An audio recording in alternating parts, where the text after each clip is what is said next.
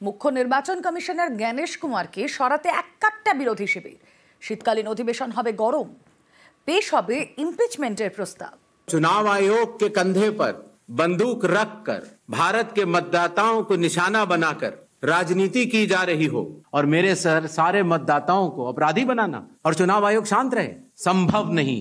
हलफनामा देना होगा या देश से माफी मांगनी होगी, तीसरा विकल्प नहीं है। নির্বাচন কমিশন যে দাবি করছে এক সপ্তাহের মধ্যে আপনাকে এফিডেভিট জমা দিতে হবে, এফিডেভিট দেবে কেন? তাই তো ইলেকশন কমিশনে। মুখ্য নির্বাচন কমিশনারের রাজনৈতিক বক্তব্য, তা নিয়ে রাজনৈতিক সংঘাত তুঙ্গে। রাজধানীতে সাংবাদিক বৈঠক, টিম ইন্ডিয়া এক কাট্টা। কলকাতায় চড়া সুর অভিষেক বন্দ্যোপাধ্যায়ের।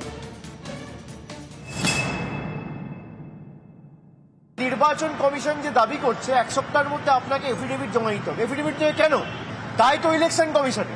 ইলেকশন কমিশনের ক্ষমতা আছে যে এফিডেভিট দিয়ে বলবে যে একটা ভুল বা গরমিল যদি আগামী দিন কোথাও থাকে চিফ ইলেকশন কমিশনার পদত্যাগ করবে। সুতরাং যেভাবে মানুষের মৌলিক অধিকার ভারতীয় জনতা পার্টি ভারতের নির্বাচন কমিশনকে কাজে লাগিয়ে কেড়ে নিতে চাইছে, এটা মানুষের কাছে দিনের আলোর মতো পরিষ্কার হয়ে গেছে। শুধু সুর চড়ানো নয়, এবার মুখ্য নির্বাচন কমিশনার জ্ঞানেশ কুমারকে পদ থেকে সরাতে সংসদে ইমপিচমেন্ট প্রস্তাব আনার সিদ্ধান্ত নিয়েছে বিরোধীরা। যেভাবে সংবিধান বিরোধী এবং গণতন্ত্রের পরিপন্থী হিসেবে ভারতের নির্বাচন কমিশন কাজ করছে, ইমপিচমেন্ট মোশন নিশ্চিত করে মুভ করা হবে, পরের সেশনে মুভ করা হবে। একবার মোশন যদি মুভ হয় কোনো সেশনে, তাহলে সেই সেশনেই তার ফলাফল এসে যায়। যখন সংসদ চলছে সেই চলাকালীন স্পিকার তার তারিখ ঠিক করেন এবং এই ভোটাভুটির ব্যবস্থা করে থাকেন। ভারতে সংবিধান কার্যকর হয় 1950-এ, নির্বাচন কমিশনও তৈরি হয় 1950-এ। টিএন সেশন মুখ্য নির্বাচন কমিশনার থাকাকালীন নির্বাচনী প্রক্রিয়া একাধিক সংস্কারের উদ্যোগ নেন, যা অনেক রাজনৈতিক দলেরই হজম হয়নি। তবে তাকে সরানোর চেষ্টা সংসদে হয়নি। 2009 নির্বাচন কমিশনার নবীন চাওলাকে সরাতে 200 জন সাংসদ পিটিশনে সই করেন। নবীন চাওলার বিরুদ্ধে কংগ্রেসের হয়ে পক্ষপাতিত্বের অভিযোগ করা হয়েছিল। এই পিটিশন অবশ্য সংসদে পেশ করা হয়নি। এবার জল কত দূর গড়ায় সেটাই দেখার। নিউজ 18 বাংলা। রাজনৈতিক দলগুলির কাছে বিএলএ বা বুথ স্তরের এজেন্টদের তালিকা চেয়েছে নির্বাচন কমিশন। কমিশনের এই নির্দেশকে চ্যালেঞ্জ করে কলকাতা হাইকোর্টের তৃণমূল।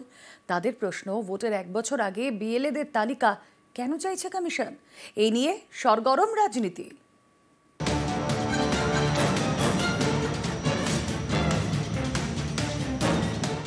নির্বাচন কমিশনের বিরুদ্ধে আদালতে রাজ্যের শাসক দল তৃণমূল। সংঘাতের কেন্দ্রে বিএলএ, বুথ লেভেল এজেন্ট।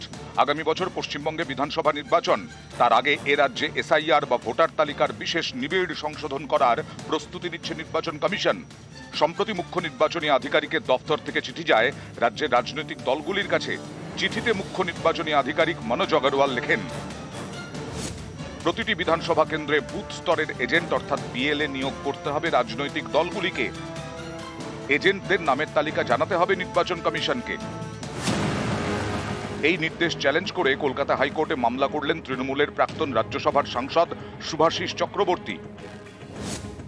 মামলাকারীর প্রশ্ন, ভোটের 1 বছর আগে কেন বুথ স্তরের এজেন্টদের নাম প্রকাশ করা হবে? সাধারণত ভোটের 7 দিন আগে বিএলএদের নাম চাওয়া হয়। জনপ্রতিনিধি আইনের বাইরে গিয়ে এই কাজ করা হচ্ছে। এদিন শুনানির শুরুতে বিচারপতি অমৃতা সিনহা বলেন, এটা তো শুধু তৃণমূলের বিষয় নয়, এই নির্দেশ তো সব রাজনৈতিক দলের ক্ষেত্রেই প্রযোজ্য। জবাবে মামলাকারীর আইনজীবী অর্ক নাগ বলেন, বাকিরা হয়তো মেনে নিয়েছে, তৃণমূল তাদের সমস্যার কথা জানাচ্ছে। এখন ইলেকশন কমিশনের তো ক্রেডিবিলিটি শূন্য হয়ে গেছে, বিজেপির প্রতিনিধির প্রতিভূ হিসেবে কাজ করছে। তা ইলেকশন কমিশনকে একটা লিস্ট দেওয়া মানে তো সেটা আলটিমেটলি বিজেপির হাতে চলে যাওয়া। নির্বাচন কমিশনের অধিকার নেই, তার কারণ নির্বাচন কমিশন নিরপেক্ষ নয়।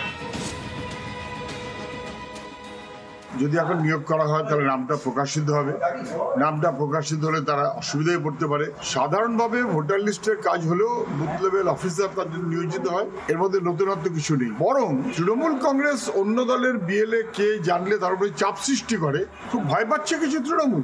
রিভিশন করতে হবে, মৃত মানুষের নাম যে বাদ দিতে হবে, এগুলো তো স্বাভাবিক প্রক্রিয়া এবং সেটা করতে গেলেও তো বিএলএ লাগে। তৃণমূল কংগ্রেস আমাদের রাজ্যে তার সরকার এবং দল হিসেবে তো মামলা করতে করতে মামলা বাজে পরিণত হয়েছে। বিএলএ তার তথ্য নির্বাচন কমিশনের ব্যাপার, নির্বাচন কমিশনকে তৃণমূল কংগ্রেসের থেকে বেশি মানুষ ভরসা করে বলেই আমি জানি। নিউজ 18 বাংলা।